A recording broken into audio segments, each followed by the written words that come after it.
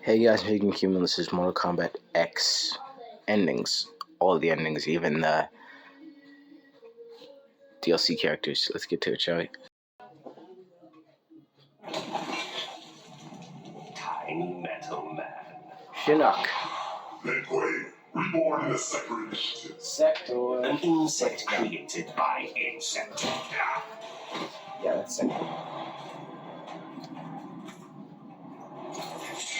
Oh, he's using his amulet on the Jinsei. Tremble before me as I absorb the realm's power.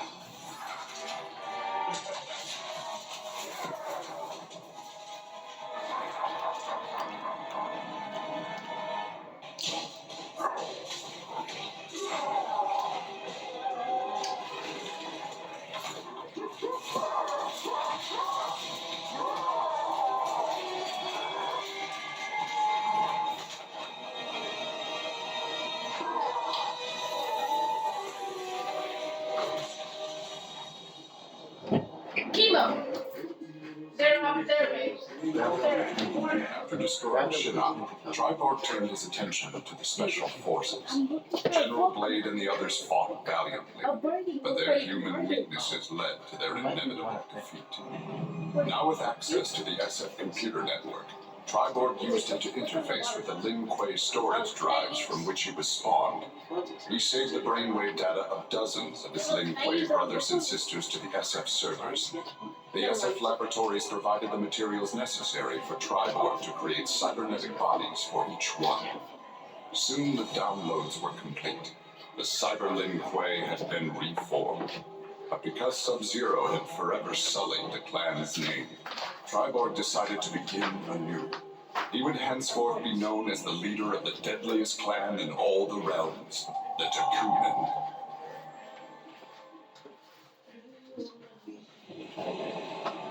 Having learned that Outworld was now protected by the Mortal Kombat tournament, Raicho returned to defend his homeworld. He was no friend of Kotal Khan. No realm deserved such a nation. Raicho began training Outworld warriors for the fight to come. With Raicho's fighting skills and leadership, Outworld repelled the Earth Realm aggressors. His former friend Raiden had been denied. Leatherface had cut down the old man in the strange outfit.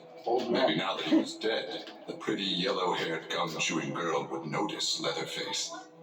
Putting on his fanciest mask, Leatherface found the army camp where the pretty girl could be found most days. He had to cut through a few guards and more than a few of her friends to get to her, but it was worth it. He pulled out the old man's face, which he'd saved for the girl as a present. The girl didn't want the present, and she wasn't being nice. So Leatherface chopped her into tiny pieces for Drayton to use in his chili. He then took off his mask and set to work on the girl's face. If she wasn't going to be his girlfriend, she could be his in other ways. Okay, that's disturbing. Leatherface, good god. Like Scorpion, Jason Voorhees was a revenant. A vengeful spirit returned to life. Hundreds had fallen victim to his bloodlust. Liu Kang, now ruler of the Netherrealm, took notice. An immortal killer like Jason would be useful in his plans for conquest. He drew Jason into the Netherrealm and offered him an endless bounty of slaughter in return for his allegiance. Jason's simple reply was to destroy Liu Kang.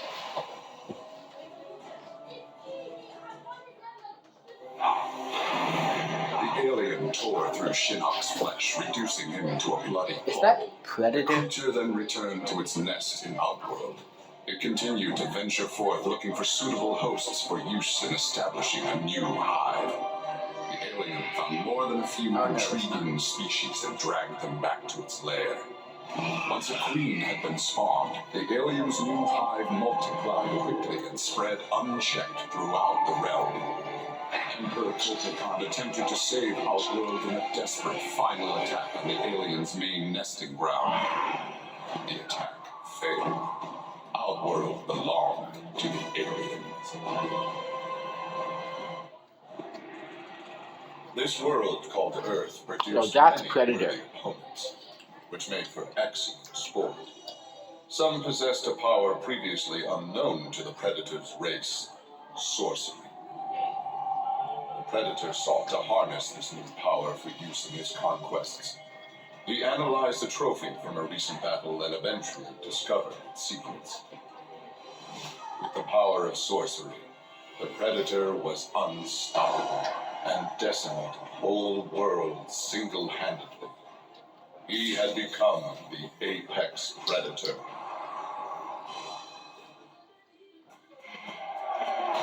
With Melina executed, Tanya's dreams of a free Edenia seemed dead as well. She and the other rebels were fugitives from Kotal Khan's justice. Her fellow Edenian, Rain, had proved a powerful ally and a satisfactory consort, but he had become useless to her. In exchange for leniency, Tanya informed the Khan of Rain's whereabouts.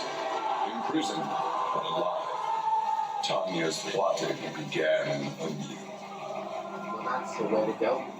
Being burned alive. Standing over Shinnok, Tremor reveled in his power.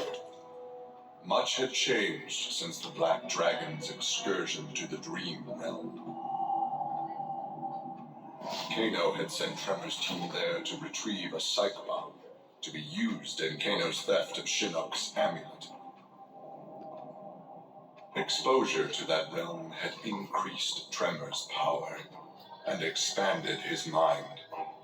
He would evolve into an Earth Elemental, a demigod whose power would rival that of Raiden and Fujin. Damn. That ain't good for us. Remorse for his role in resurrecting Shinnok weighed heavily upon Scorpion's soul. His desire for vengeance had brought Earthrealm to the brink of destruction. Scorpion offered to perform harakiri to atone for his offense. Seppuku? But Raiden suggested a more productive alternative. Instead of death, Raiden sentenced Scorpion to life. He imbued Scorpion with a small portion of the Jinsei's power, linking him to Earthrealm's essence. Scorpion and his Shirai Ryu clan would protect the Jinsei and Earthrealm forever.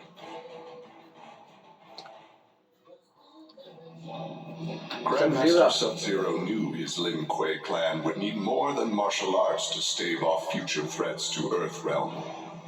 In the frozen reaches of Outworld, he found the answer. A female frost dragon with a clutch of eggs. With his ability to freeze, Sub-Zero hatched the dragonlings. They accepted their Lin Kuei masters and their training as combat mounts. Okay. With a force of dragon riders, the Lin Kuei's ferocity became legend. None dared risk conflict with Earthrealm. So y'all have ice dragons now, seriously? After millennia of fending off Earthrealm's enemies, Raiden began to wonder if defense was the best path to peace. In a change of tactics, Raiden and the Shirai Ryu attacked Kotal Khan's armies before they could rebuild. They decimated the Emperor's forces, leaving Outworld at their mercy. The victorious Raiden claimed dominion over Outworld. The first of many threats to Earthrealm had been removed. So Dark Raiden, great. Johnny Cage's life had turned out to be stranger than any science fiction film, but he knew the final scene was approaching. With Raiden's direction, Johnny was able to sail to Shang Tsung's abandoned island fortress, where his adventure had begun, to contemplate his future. Amid the rubble, Johnny found an ancient tome. Its pages revealed that Shang Tsung had unraveled the secret to Edenian long life. Johnny Cage's retirement would have to wait. So we're gonna go after Shang Tsung? Cassie Cage's impressive victory over Shinnok led Raiden to give her a new important task: hunting down a soul stealer. Cassie did not have to be told that the suspect could be a resurrected Shang Tsung. Ooh, not good. Having tracked him from the site of his last known assault, Cassie confronted the withered old man. He fought desperately but was ultimately defeated. As the old man lay dying before her, Cassie asked his name. Boy, man. With a mixture of sadness and relief, he whispered, Shujinko. Oh, God. That's a member of the White Lotus, if I'm not mistaken. Was. Exhausted by her ordeals, Sonya slipped into a deep sleep and began to dream. Kano held Jax and Cassie hostage. He made Sonya choose who would live and who would die. Seeing no way to free them both, she chose Cassie and screamed as Kano killed Jax before her eyes. Still screaming, she was awoken by Johnny. He had horrific news. Jax was dead by an assassin's bullet. Oh, God. So what, was that dream reality? After his incursion into Earthrealm, Kotal Khan had become a prime target of Special Forces surveillance. Jackie Briggs was assigned to monitor his activity. Jackie followed Kotal Khan to an equatorial jungle, where he entered a hidden pyramid. Inside, he retrieved a glowing crystal skull. Jackie attacked the Emperor and raced away with the object. Jackie was praised for her work, but couldn't help thinking her interference was what Kotal Khan had wanted all along. Oh, good God. After Shinnok's fall, the hospitalized Johnny Cage asked Jax to fill in as leader of his squad. Jax agreed. It was a chance to spend time with and protect Jackie. Boarding their transport after a routine mission, Jax's greatest fears were realized as the mercenary Aaron Black sprung from the cargo bay and fired on the young heroes. Fortunately for Jackie and her company, Jax's quick reflexes and bulletproof arms deflected the assassin's rounds. Jax quickly subdued Black, then slipped into shock as a red stain engulfed his chest. Oh, God, Jackson's been shot. Kano had always been a survivor, but even he would one day succumb to fate. His ideals of ruthless terror would die with him, unless he could pass on his methods to a new generation. Combat, weapons, high-tech sabotage, torture, all would be part of the curriculum. But before his students could learn his techniques, Kano would beat the weakness out of them. They would understand, or die trying. Kano's first pupil? His own son. Class was now in session. Oh, good God. Okay, well, that's dark. Having defeated Shinnok, Kenshi joined Takeda on his quest to avenge his mother Suchin's murder. Their travels took them to a cave where he and Takeda freed a man, Taven, encased in a stalagmite. Kenshi told Taven that his brother Dagon was the founder of the Red Dragon Assassin Clan. Dagon had not only murdered Suchin, but his and Taven's parents as well. Together, Kenshi, Takeda, and Taven lay siege to the Red Dragon base. Dagon fell victim to Kenshi's rage. Suchin's murder had been avenged.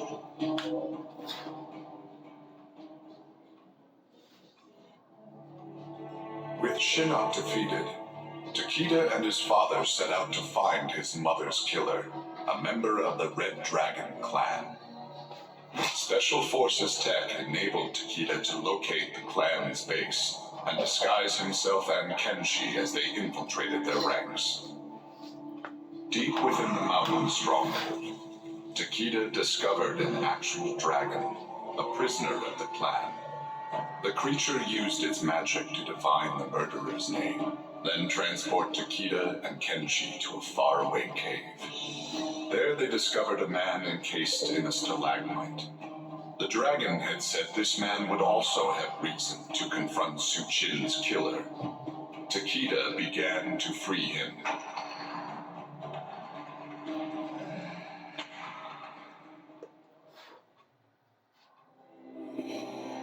Overcome with exertion, Melina collapsed and felt her soul gliding through the ether. She awoke in an incubation chamber. Nearby were countless others, each containing an exact copy of her. Melina found she could read each being's mind and they hers. They quickly realized the benefit of so many fierce warriors sharing one mind. As they plotted revenge on their enemies, the architect of the Melina's awakening laughed quietly.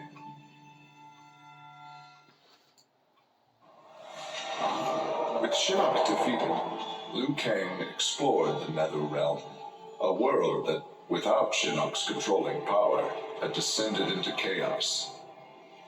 Liu Kang was no sorcerer or elder god, but his fighting skill was more than enough to beat Netherrealm's demons into submission. Liu Kang realized that Netherrealm was his for the taking, and that ruling appealed to him. He would assume Shinnok's throne and ponder the conquering of other realms.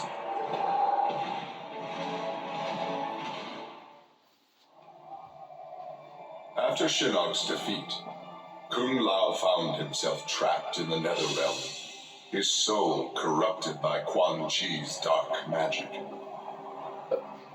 There he would have remained but for the aid of his cousin Kung Jin. Together, their Shaolin strength repelled the evil sufficiently enough for Kung Lao to escape that dark realm and control his inner demons. Compromised but not lost, Kung Lao now exists as an agent of vengeance. He will show evil no mercy.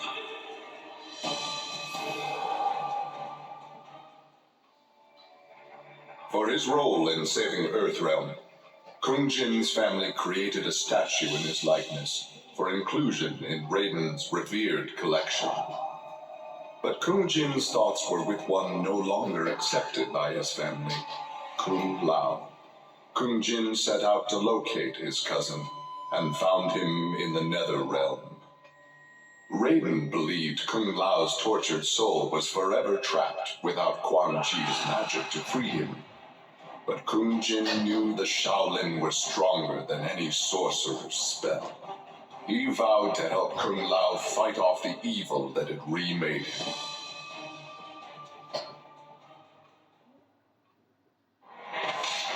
Kotal Khan returned to Outworld determined to rebuild his forces.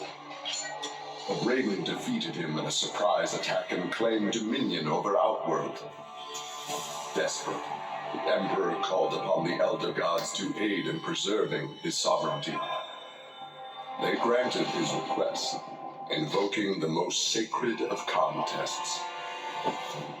Now, once every decade, Kotal Khan must enlist his greatest defenders to face Raiden's challengers. Immortal Kombat. They invoked the Mortal Kombat tonight? Seriously? Devorah's ultimate plan was not to destroy Shinnok, but to enslave him. She implanted larvae, her young, in his body to gestate.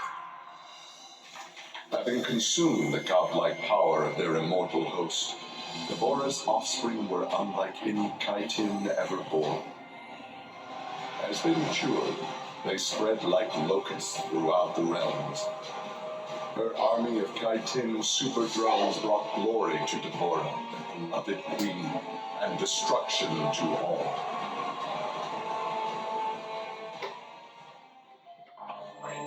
Alone once more, Ermac searched the labyrinthine corridors of Shao Kahn's old fortress, searching for the source of a faint voice calling to him. Suddenly, a wisp of dust brushed his chest, wrenching free one of his many souls. The dust took the form of a man who began to consume soul after soul. Oh god, is this Shang Tsung?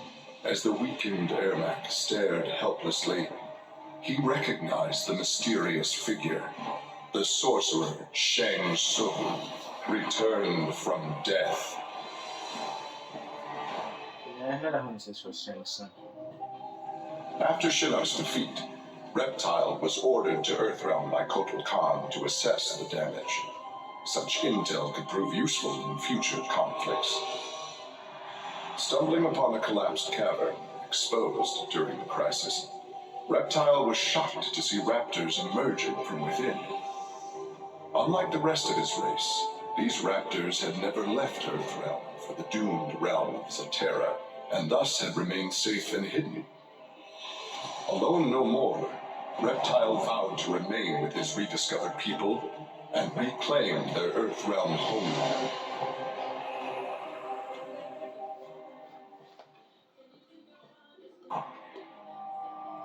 Nearly 150 years ago, Aaron Black had been hired by Shang Tsung to assassinate an Earthrealm warrior. In return, Shang had slowed Black's aging process. He could therefore afford to be patient. If an employer wanted someone dead, they would be in time. A team of young Earthrealm warriors had caused Aaron Black's current employer, Kotal Khan, much inconvenience. With the patience of a viper, Have a slice there? Black eliminated them all. This one? I had one. Can you Okay. I need a drink. For many years, Farah and Tor were a symbiotic pair, as is natural with their species. But that bond was broken when Farah came of age and began the great transformation. Farah Tor returned to the Tarkatan wastes, where Farah began her metamorphosis. The process took an agonizing 3 outworld years, during which time Tor withered and died. Now a brute, Farah will be chosen by a rider. A new symbiotic pairing will be forged, and new battles will be won.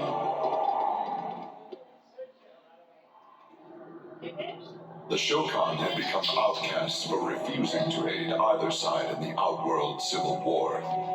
But with the conflict over, Prince Goro decided to re-enter the political landscape. Kotal Khan's armies were weak from years of battle. Alina's rebels were scattered. It was an easy matter for the Shokan to seize control. The newly crowned Emperor Goro had his rivals exterminated. No Ashtek, Kaitin, Edenian, or Tarkatan would usurp his throne.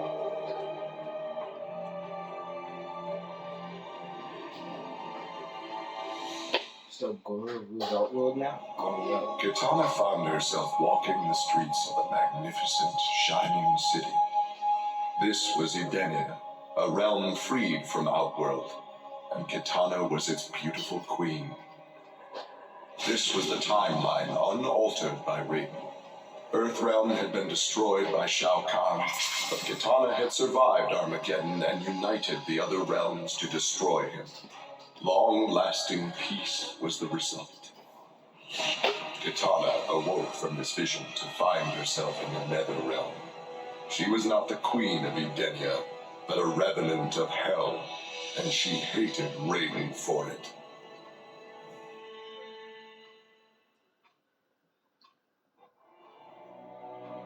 Quan Chi had long been a servant of Shinnok.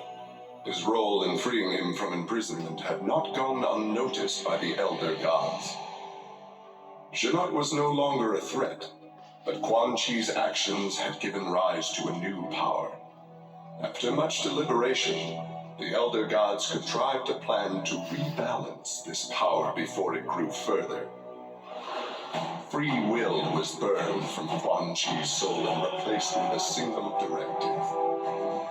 We must kill Raiden. Damn. Earthrealm belonged to Shinnok. It became the staging area from which he would finish his war on the Elder Gods, which began eons ago. The Elder Gods had lied to the denizens of the realms. They were not individual beings, but merely parts of a greater collective known as the One Being. Shinnok would merge the realms and awaken you. Whole once more, the One Being devoured the Elder Gods. Shinnok watched with satisfaction. This reality had finally come to an end. Well, damn.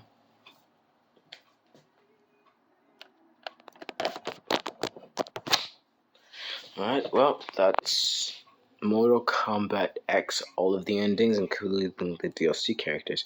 This is King Kombat signing off. I'll see you later. Peace.